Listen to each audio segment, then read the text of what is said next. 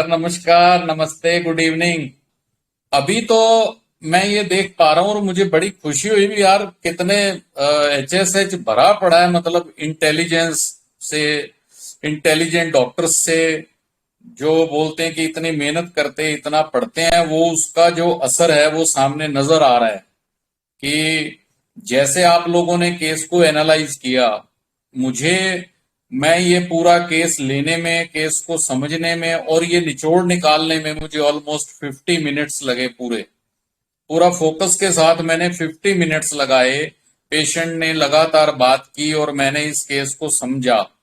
और आप लोगों ने देखा होगा कि जब मैंने इसमें मेंशन किया है कि यहाँ पे मेरे स्क्रीन लगी हुई है बाहर वेटिंग एरिया की CCTV में, जब मैंने देखा, मुझे लगा कि भाई ये ऐसे इस तरह से कौन पेशेंट है जो ऐसे लेटा हुआ है, बिल्कुल जैसे कुछ मतलब मूवमेंट ही नहीं है। और बिल्कुल जब उठ के आई, उसको दोनों बाजू से पकड़ के इसका हस्बैंड अंदर लेके आया, तो she was in A terrible state. इसको नेक्रोटाइजिंग निमोनिया पिछले 6 7 8 महीने से हो रखा है। और यहीं पे बठिंडा में एम्स में भी इसका ट्रीटमेंट ऑलमोस्ट, मेरे को लगता है शायद कुछ 2 महीने के आसपास इसको बहुत हैवी एंटीबायोटिक इंजेक्टेबल सब दिया गया। और डेली इसको ऑक्सीजन वो लेना पड़ता है, सिलेंडर घर पे रखा हुआ है अभी, जो ऑक्सीजन लेना पड़ता है। ऑक्सीजन का जो लेवल था इसका, वो इन्होंने कुछ बताया 85 86 के आसपास। और जब ये मेरे पास आए तो इनको प्रॉब्लम थी कि गला बिल्कुल से चौक हो रखा है इनका, कुछ भी, मतलब she was unable to swallow anything, liquid और सॉलिड, कुछ भी नहीं खा पी रही थी। और आंखों में पानी, बिल्कुल वेट नहीं है। ये बात करती थी तो बहुत ब्रेथलेस हो जाती थी, ये सांस चढ़ जाता है इसको। तो बोली कि डॉक्टर्स ने मुझे बताया कि तेरे 25% जो हैं लंग्स, वो पूरी तरह से खत्म हो चुके हैं। तो बड़ा एक उम्मीद से देख रही है, एक बड़ा, इसकी आंखों में एक बड़ी सैडनेस थी। और इसने क्वेश्चन पूछा कि डॉक्टर साहब ये क्या होता है, झाले ह्याच्यापासून क्या ये, क्या ये ठीक हो सकता है डॉक्टर साहब, ऐसा कुछ, क्या ये ठीक हो सकता है, ऐसा करके, मतलब इसके जो क्वेश्चंस थे। तो पता है क्या है, जैसे हम लोगों ने सीखा है कि जब पेशेंट आपके पास वेटिंग एरिया में है, उस टाइम की ऑब्जर्वेशन बहुत इंपॉर्टेंट है आपके लिए, थोड़ा ध्यान रखना चाहिए बाहर का। और उसके बाद जब पेशेंट आके आपके पास अपना केस स्टार्ट करता है, ठीक है, वो क्या है, अभी मेरे पास कल एक बच्चे को लेके आए, बिल्कुल गोदी में उठाया हुआ 12 साल का बच्चा, उसके पैर पे इतनी बड़ी बड़ी स्वेलिंग, फेस पे स्वेलिंग, नेफ्रोटिक सिंड्रोम का केस था। जैसे ही वो बच्चा अंदर आया और मैंने उसको देखा, तो पहले तो मुझे ही ऐसा लगा, मैं क्या, हो बड़ी बुरी कंडीशन में बच्चा है यार। तो उसके फादर ने बोला नमस्ते डॉक्टर साहब, मैंने कहा नमस्ते। तो पीछे पीछे वो बच्चा आया, तो बच्चे ने भी बोला नमस्ते डॉक्टर साहब जी। मुझे अंदर से हंसी आई, मैंने कहा यार, इन सच ए सिक स्टेट। तो मेरा सीधा उससे क्वेश्चन था, मैं कहा हाँ जी, क्या हाल है बेटे तेरा। बोला मैं ठीक हाँ जी। समझे आप बात को, प्रेजेंटेशन, एक प्रेजेंटेशन ऐसी थी कि नमस्ते डॉक्टर साहब जी। इस तरीके से जब पेशेंट आपके पास आता है, ठीक है, तो जब आके आपके पास बैठता है और अपनी बात स्टार्ट करता है, वो बहुत इंपॉर्टेंट एक वो पार्ट रहता है केस टेकिंग का। आपकी ऑब्जर्वेशन जो है वो काम करना चाहिए वहां पे। दूसरी बात, बहुत सारे केसेस में होता, मैंने डॉक्टर सहगल सर से भी ये केसेस में सुना था, सीखा था, ठीक है, और भी बहुत सारे टीचर से। तो वो बोलते हैं कि जब पेशेंट उठ के जाने लगता है, पेशेंट उठ के जब जाने लगता है, तो केबिन से बाहर निकलता निकलता कई बार वो एक ऐसी बात बोलता है, ऐसी बात बोलता है कि आपकी सारी जो केस टेकिंग है, आपने जो भी 20 मिनट, आधा घंटा, पौना घंटा जो लगाया, वो सब एक साइड में रह जाती है, ठीक है। और बस वो जो लास्ट वाली जो एक लाइन होती है, वही पूरा केस टेकिंग बन जाती है। अभी लास्ट वीक एक केस मैंने लिया, तो मैंने उस पेशेंट के लिए एक मेडिसिन लिखी, आई थिंक शायद फॉस्फोरस लिखी थी।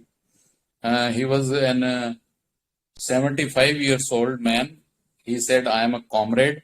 तो वो अपने केस वेस दिया, तो मैंने कहा यार बड़ा डिफ्यूजन है इस बंदे में, तो मैंने उसको फॉस्फोरस लिखी शायद, और डिस्पेंसर ने मेडिसिन बना ली। वो केबिन से बाहर जाते जाते मेरे कहता कहता, डॉक्टर साहब, बोला मेरे पास पेशेंट्स बहुत हैं, बोला जब मैं थोड़ा ठीक हो गया ना, तो मैं बोला यहाँ पे बाहर देखना पेशेंट्स की, मैं लाइनें लगवा देनी है।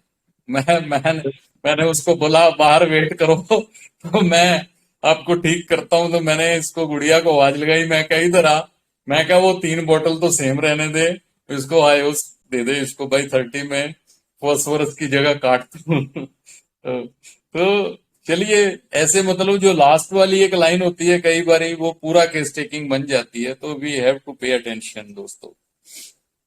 तो चलिए, इस पेशेंट की बात अगर हम करें तो ये पेशेंट आप सभी लोगों ने बड़ा सुंदर एनालाइज किया। पहले तो मैं चाहता हूं कि यार आपके लिए एक बार सभी अपने अपने लिए तालियां बजाओ, बहुत अच्छा आप लोगों ने एनालाइज किया, और सबने बिल्कुल ठीक एनालाइज किया। इस पेशेंट को मैंने फॉस्फोरस दिया, ठीक है। तो आप सभी ने ऑलमोस्ट सभी इस पे पहुंचे, जो नहीं पहुंचे वो थोड़ा बहुत कुछ गैप था, वो आज मैं बात करता हूं। तो मेरे को उम्मीद है कि नेक्स्ट टाइम आपके पास ऐसा केस आएगा तो वो 100% आप फॉस्फोरस जो है वो मिस नहीं करेंगे, ठीक है। तो सबसे पहली चीज, ये पेशेंट अब इतना बीमार, बाथरूम तक चल के नहीं जा पा रही है। बाथरूम जाती हूँ कहती मैंने चेयर्स रखी हुई हैं, मैं बैठ जाती हूँ, 4 कदम चलती हूँ मैं बैठ जाती हूँ। मैं टैप को हाथ डाल के उठने की ट्राई करती हूँ, वॉशरूम के अंदर उठ नहीं पाती। फिर बड़ा रोना आता है, बड़ा मेरे को मतलब टिपिकल एक जो फीलिंग आई इसमें सबसे पहली, वो थी हेल्पलेसनेस की, लाचारगी है बिल्कुल से। इस बीमारी ने किया क्या, इस बीमारी ने इसको हेल्पलेस कर दिया कि कुछ कर ही नहीं पा रही हूं मैं। कि एक ये जो फीलिंग है ना कि मैं कुछ कर ही नहीं पा रही हूं, ये टिपिकल हेल्पलेसनेस की फीलिंग है, जो आप सबने बहुत अच्छे से पकड़ी। तो उसके बाद क्या था, इसकी लाइफ की एक कंटिन्यूटी जो थी, काम करना, अपने बच्चों का इसको देखो कितना फिक्र था। ये बोली डॉक्टर साहब मुझे कुछ हो गया, मेरे बच्चों का क्या होगा, मेरे बच्चे अभी सफर कर रहे हैं।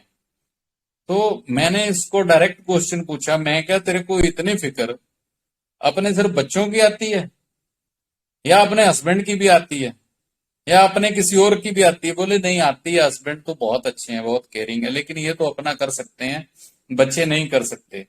तो इसको अपने बच्चों के लिए कितनी एंग्जाइटी थी, ठीक है। और इसकी कंटिन्यूटी खत्म हो गई है, बहुत तकलीफ में थी। तो डिल्यूजन इंजर्ड बीइंग इसका डायरेक्ट रूब्रिक पड़ा था, ठीक है।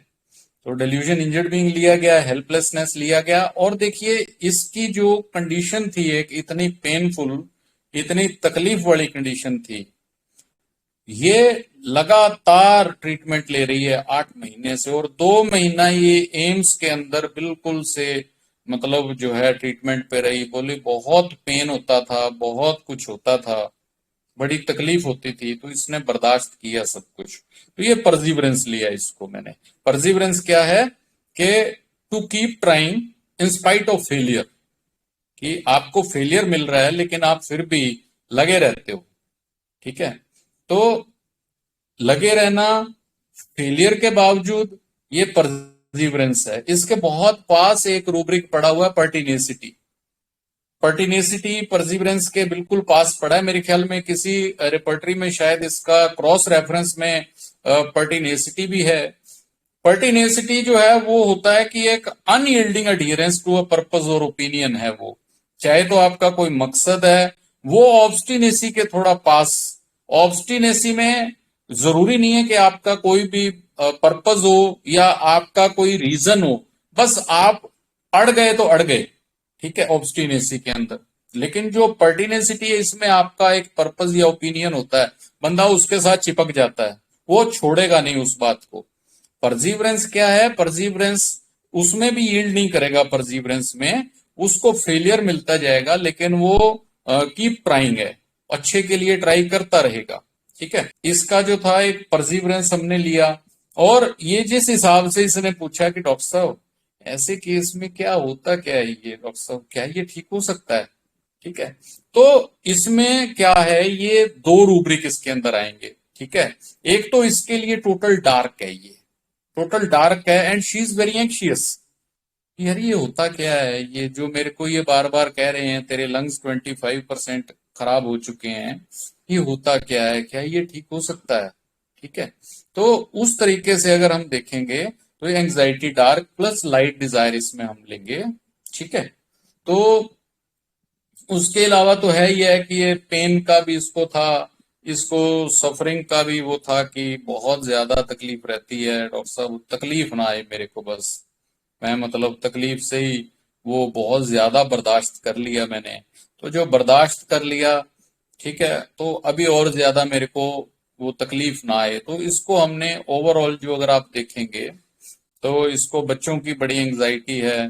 ठीक है, इतनी तकलीफ में भी, इतनी सिकनेस में भी जो अब जिस चीज की भी फिक्र आएगी हमने उसको जरूर कंसीडर करना है। ठीक है, तो इसको हमने फॉस्फोरस दिया और फॉस्फोरस से इसको पहले 10 दिन में ही इसका जो ये दिन में 3 बार या पूरी पूरी रात ये ऑक्सीजन लगा के रखती थी, वो ऑक्सीजन लगा के रखने की इसको जरूरत कभी नहीं पड़ी उसके बाद में। ठीक है, इसके बाद हमने अभी जो बात की, कुछ दोस्तों के चार्ट्स के अंदर मैंने देखा कि कैलकेरिया कार्ब बहुत पास आई हुई थी।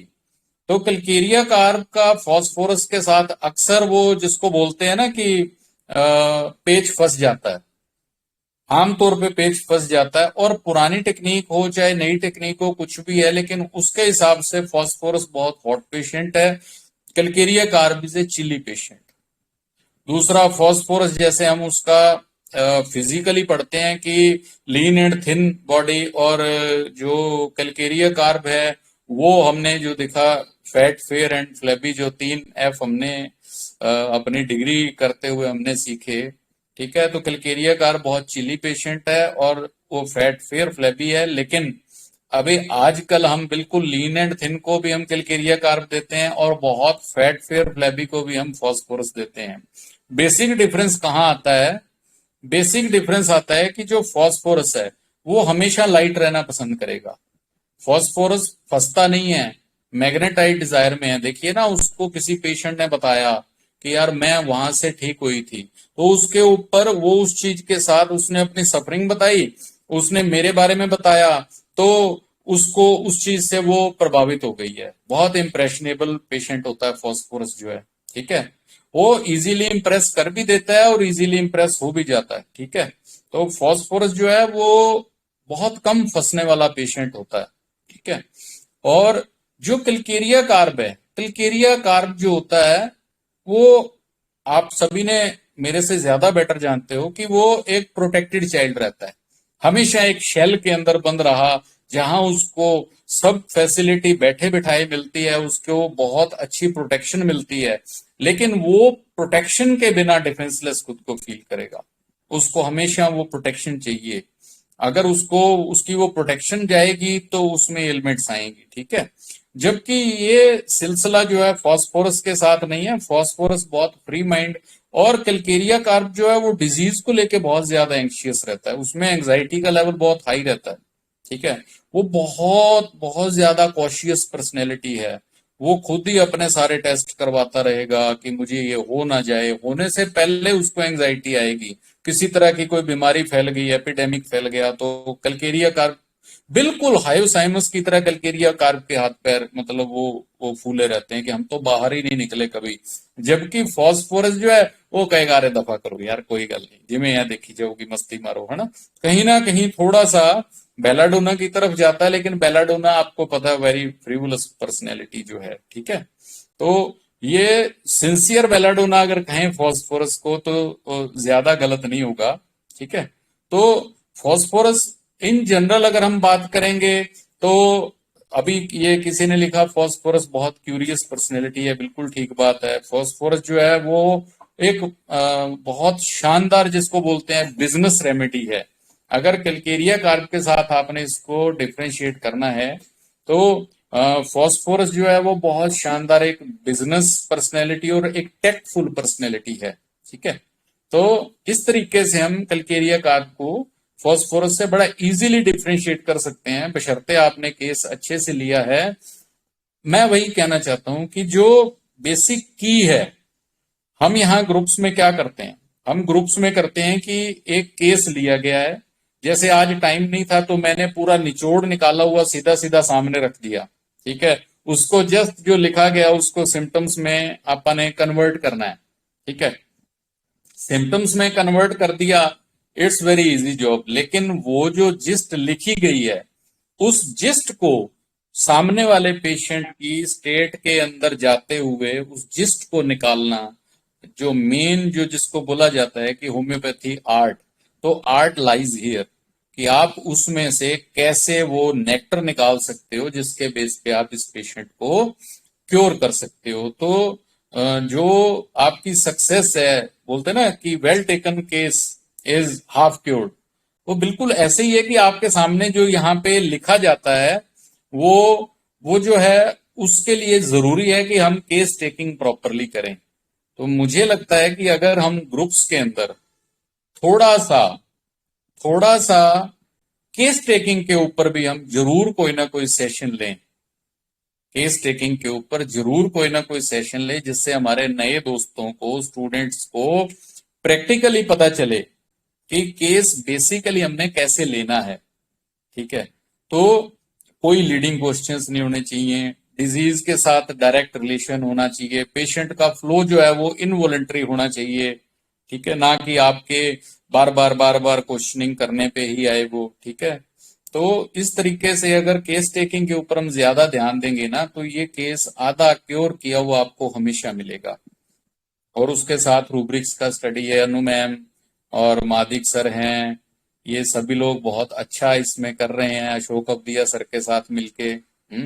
बहुत सारे और भी बहुत अच्छे अच्छे डॉक्टर्स हैं, मैं देख पा रहा हूँ, बहुत ही सीनियर और हमारे सिंसियर मेंटोर हैं, डॉक्टर दिलीप जानी सर हैं।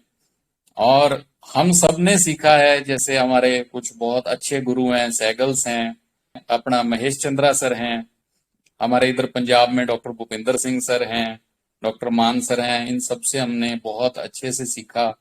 तो आज उसी को एप्लीकेबल जब देखते हैं होता हुआ तो बड़ा अच्छा लगता है, मन में हमारा कॉन्फिडेंस बढ़ता है।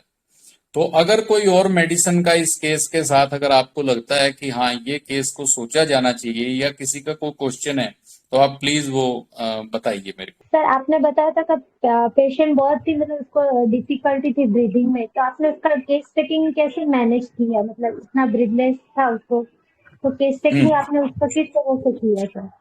नहीं, she was able to speak, but उसको बहुत धीरे धीरे मैंने बताया ना, ऑलमोस्ट 50-60 मिनट हमने लगाए, तो उसी में ना पेशेंट को भी तो स्टेबल करना पड़ेगा ना। देखिए दोनों बातें हैं, पेशेंट की स्टेट को भी समझना, उसको पानी दिया जैसे थोड़ा थोड़ा पानी पीते रहो, थोड़ा थोड़ा बात करते रहो, उसके साथ आप एम्पथेटिक हो जाइए, उसकी प्रॉब्लम को आप फील कीजिए, ठीक है। तो धीरे धीरे जैसे भी she was able to speak, हमने उसका पूरा टाइम उसको दिया बोलने के लिए, ठीक है। हमारे मन में डायरेक्ट हमने बस यही पूछना था कि इस स्टेट में बच्चों को, घर को कैसे मैनेज करते हो आप। एक तो ये इंपॉर्टेंट पॉइंट दिमाग में था। दूसरा ये था कि आपको अपनी प्रॉब्लम के लिए डर कितना है, ठीक है। तो पेन में आप कैसे मैनेज करते हो, और अपनी ओवरऑल स्टेट के लिए मन में क्या क्या बातें आती हैं। ऐसी स्टेट में ये मेन कुछ बातें जो दिमाग में आती हैं, तो वही तरीके से एक फ्लो में जो है उसको सिर्फ बोलने के लिए हम कहते रहते हैं कि आप बोलते रहो भी, आपको और क्या लगता है, और क्या लगता है, और कैसा है, ठीक है। जो उसने लीड दिया उसी लीड को हम पकड़ के आगे चलते रहेंगे, बस ऐसे इसका केस हमने लिया। हाँ जी सर, जो आपने ये एक हमने कहा ना कि वो लास्ट में जो आपने लिया हेल्पलेस फीलिंग थी कि मतलब मुझे ये पेन दोबारा ना हो, जो आपने ये लिया, तो इसमें हम श्रीकिंग फॉर एड नहीं ले सकते कि वो मतलब एक तरह से हमसे मदद मांग रही है? मैम, डॉक्टर गीतू कंबोज है ना, तो देखिए हाँ जी। श्रीकिंग क्या होता है। श्रीकिंग, आपको आपको ये बात समझनी पड़ेगी कि जो रूब्रिक है उसकी जान है, पहले तो आप उसका मीनिंग समझेंगे, आप उसकी आत्मा से समझना है कि श्रीकिंग बेसिकली क्या है। क्या श्रीकिंग, कोई भी श्रीक करता है आपके सामने, is it pleasant to you ears और नो? ठीक है, नो सर, वॉइस की टोन, नॉट। वॉइस की टोन। है ना। तो उसका जो आवाज है, उसकी जो टोन है, जो श्रीक करता है, कोई भी चीखता चिल्लाता है, तो क्या आपको अच्छा लगता है सुनने में? वो श्रीकिंग में एक बिल्कुल से एक बड़ी कर्कश और जो कानों को बिल्कुल अच्छी ना लगने वाली आवाज होती है श्रीकिंग। ठीक है, जैसे कैंथेरिस है, कैंथेरिस अब इस ढंग से थोड़ा बोलेगा कि डॉक्टर साहब ये ठीक हो सकता है, डॉक्टर साहब, डॉक्टर साहब मेरे को तकलीफ ना हो, आप प्लीज ऐसी कोई दवाई दो, मेरे को ठीक करो, है ना। एक कैरिड डिजायर है, वो आपसे हेल्प चाह रहा है, वो आपको कह रहा है कि इसके लिए आप मेरा करो। ठीक है, तो ये इसमें आपको वो चाहता है कि आप मेरे को कैरी करके एक जो पेनफुल स्टेट है, बीमारी की स्टेट है, उससे आप एट ईज लेके आओ मेरे को।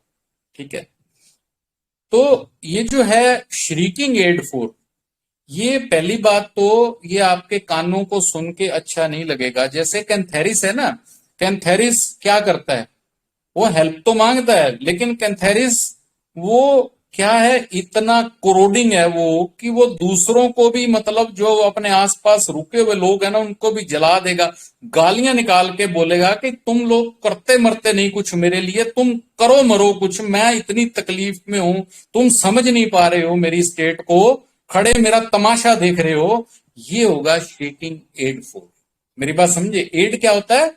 आपको एक एक्स्ट्रा हेल्प, बाहर से आपको एक एक्स्ट्रा हेल्प चाहिए, बंदा उसके लिए चिल्ला रहा है, तो ये होता है श्रीकिंग एड 4। आप प्लीज मेरी बात को अच्छे से हाँ समझे। जी सर। हाँ जी सर। ठीक है, ये होता है श्रीकिंग एड। क्या होता है? बाहरी मदद, बाहरी मदद, बाहर से जो हेल्प की जानी है। ठीक है, तो ये एक उसका स्टाइल रहता है, लेकिन इस केस में ऐसा कुछ नहीं है। फॉस्फोरस को हम जनरली कैसा समझते हैं? बहुत ही पेशेंस माइल्ड। वाला, माइल्ड। बड़ा अफेक्शनेट, है ना, जो अफेक्शन लेता भी है और जो अफेक्शन देता भी है। ठीक है, बड़ा ही बड़ा ही पेशेंस वाला, बड़ा अफेक्शनेट, बड़ा टैक्टफुल, ये एक पर्सनैलिटी होती है फॉस्फोरस की। तो फॉस्फोरस इस केस में कहीं भी श्रिकिंग नहीं था। ठीक है, तो इसलिए श्रिकिंग एड फॉर इस केस के लिए एप्लीकेबल नहीं है। और डिल्यूजन सिस डायजीफ क्या यहाँ लिया जा सकता है, क्योंकि वो हाँ, चल ही नहीं सीज पा रही तो थी। बिल्कुल लिया जा सकता है सर, ये मैंने भी मिस कर दिया, मेरे उसमें चार्ट में शायद ये जो मैंने अभी डाला नहीं है उसमें सीज्ड है। कि देखिए ना, हम्म। सीज्ड क्या होता है कि सारी की सारी मूवमेंट, अभी इंजन सीज हो जाता है तो आप गाड़ी को ना आगे कर सकते हैं ना पीछे कर सकते हैं। जी जी। सीज क्या है कि आपकी जो मूवमेंट है वो टोटल मूवमेंट रिस्ट्रिक्ट हो गई है। ठीक है, तो हम्म। यहाँ पे जी ये सीज्ड, ये पेशेंट तो सीज्ड पक्का हुआ है, इसकी हेल्पलेसनेस ही इसके सीज्ड होने से आई है इसके, है ना। जी। तो ये बात है इसमें। ठीक है, थैंक यू सर। हाँ हेलो सर। हाँ हेलो। जी मैम, हाँ जी बताइए। हाँ सर, इसका डोज एंड फॉलो अप के बाद में मैनेजमेंट कैसा रहा सर? इसको सबसे पहले हमने दिया था 30 पावर में, और 30 पावर में 10 दिन देने के बाद में ये बहुत अच्छा रहा। और थ्रोट जो था, जो कुछ भी वो नहीं वो कर पा रही थी, तो और उसकी जो O2 की रिक्वायरमेंट थी ऑक्सीजन की, वो बहुत कम हो गई थी। और उसके बाद में ये केस को 15 दिन की मेडिसिन मैंने दिया है, और इसके बाद मैंने इसको फॉस्फोरस 6 में SOS डोज दिया कि अगर कोई ज्यादा प्रॉब्लम लगे तो लेना है। 15 दिन के बाद जब पेशेंट आया तो उसने बोला कि मैंने SOS नहीं लिया, गला बिल्कुल से ठीक है, ऑक्सीजन अभी वो भी नहीं लगाना पड़ता, सिलेंडर नहीं लगाना पड़ता है, और ब्रेथलेसनेस जो है वो मैं अपने रजिस्टर में से मैंने खोल के रखा हुआ है यहाँ पे, तो मैं वो उसमें से आपको मैं दिखा पा रहा हूँ, ये उसमें से पढ़ के मैं बता रहा हूँ सब। ठीक है, तो उसके बाद ब्रेथलेसनेस भी इसकी कम हो गई है। तो उसके बाद में पॉज 6 में इसको ऑलमोस्ट 1 महीने के बाद में इसको थोड़ा एसिडिटी की वजह से यहाँ एपिगैस्ट्रियम में ओप्रेस्ड फीलिंग आने लगा, जैसे सांस मुश्किल होता है, तो इन्होंने फॉज 6 लिया। उसके बाद से ये केस बहुत अच्छा चल रहा है, अभी she is spending very good life, मतलब ये वॉशरूम वगैरह अपने आप चली जाती है, अपना थोड़ा बहुत घर का जैसे है कुछ वेजिटेबल चॉप करना है या कुछ है, ऐसे कुछ काम भी इसने स्टार्ट कर दिए हैं। She can walk freely now, no problem. तो अभी केस ऑलमोस्ट मेरे पास ये केस 4 मंथ से केस मेरे पास आ रहा है अभी। 4 मंथ से केस अभी भी चल रहा है and she is fit and fine. देखिए बीच में थोड़ी बहुत कभी कोई प्रॉब्लम आती है but she is doing very well now. अभी ये 200 पे है। तो जब तक जरूरत नहीं पड़ती, जब तक कोई पैथोलॉजिकली या कुछ ऐसा फिजियोलॉजिकली बहुत अच्छे, हमें ऐसा नहीं लगता कि केस दोबारा से घूम के आ रहा है, हम इसको तब तक कोई पोटेंसी में नहीं देंगे इसको। सर ओके सर, ये थैंक पूछ यू। रहा था कि बीच में अगर कोई एक्यूट आए तो उसको कैसे मैनेज जी। किया जाता है? कैसे मैनेज किया आपने बीच में एक्यूट आया तो? बीच में एक्यूट आया तो मैंने कभी ऐसा नहीं किया कि मैंने इसको मेडिसिन चेंज कर दी हो। हाँ, थोड़ा मैं पूछता जरूर हूं कि जो ये स्टेट है अभी की, क्या इसमें फॉस्फोरस इंडिकेटेड है या कुछ बहुत ही क्लियर कट अलग से कोई मेडिसिन आ रही है। तो जैसे अभी मैंने आपको बताया, इसको बीच में बहुत ज्यादा एसिडिटी और इसको एपिगैस्ट्री में बहुत ज्यादा ब्लोटिंग की प्रॉब्लम आना स्टार्ट हुई, इंडाइजेशन हुआ। तो मैंने सिंपली फॉस्फोरस ही 6 पावर में इसको 3 डोज दिया मैंने, क्योंकि बाकी सारा कुछ ठीक चल रहा है, सिर्फ 1-2 सिम्टम्स जो है वो घूम के आ रहे हैं। ठीक है, तो इसको फॉस्फोरस 6 देने से वो प्रॉब्लम निकल गई। जी जी। तो आपने जी वो 200 क्यों नहीं चुना? ये डाउन पोटेंसी को आपने क्यों वहां पे चुना सर? इसका राज क्या, सर, थोड़ा ये इसके बारे में ये प्रकाश एक्चुअली में डालिए। पोटेंसी जो है ना, ये हमेशा से थोड़ा एक वो मतलब एक इस चीज का एक हमेशा वो प्रॉब्लम रहती है, क्योंकि इसको क्लियर कट चुनना। तो हम लोगों ने ऐसा सिस्टम देखा है कि हम 30 से ही मोस्टली स्टार्ट करें। बहुत ज्यादा कुछ मेलिग्नेंसी के केसेस हैं या कुछ ऐसा कोई ट्यूमर के केसेस आते हैं तो हम 6 पावर में भी दे सकते हैं, उसको हम स्टार्ट करते हैं ज्यादा लो पोटेंसी से। ठीक है, या 50 मिलीसीमन से स्टार्ट कर सकते हैं। मोस्टली केसेस में हम 30 में स्टार्ट करते हैं, और 30 में देने के बाद अगर रिलीफ मिला, आप समझिए लाइन को, अगर तो रिलीफ जी मिल जाता है पेशेंट को, तो हमने उसको नॉट में देना है, पीएल देना उसको हमने। और अगर हमें लगता है कि थोड़ा टाइम आराम हुआ लेकिन फिर से सारे सिम्टम वापस आना शुरू हो गए, तो इसका मतलब क्या था कि हमारी पोटेंसी कम थी। हमें यहाँ पे पोटेंसी बढ़ानी, हम 200 में जाते हैं। हमें अगर लगता है कि 50% सिम्टम्स में अच्छे से रिलीफ है, उसको मेंटल सिम्टम्स में रिलीफ है, लेकिन कुछ फिजिकल सिम्टम क्लियर नहीं हो पा रहे हैं, तो हम पूरा मेडिसिन को हाई पावर में लेके जाने की बजाय हम उसको 6 पावर में लेके आते हैं। उससे हमने प्रैक्टिकली देखा है कि जो पार्शियल जो रिकवरी नहीं हो रही है, 6 पावर में देने से वो रिकवरी होती है। अगर वो नहीं होती तो फिर हम 200 में जाते हैं, डायरेक्ट हम 200 में बहुत कम जाते हैं सर। मस्त है, बहुत अच्छा। Thank you very much, thank you Ashok thank sir, you sir. Thank you सभी मेंटर सीनियर्स, मेरे प्यारे juniors, thank you very much. Thank you thank you sir. Sir. Thank you very much, thank you.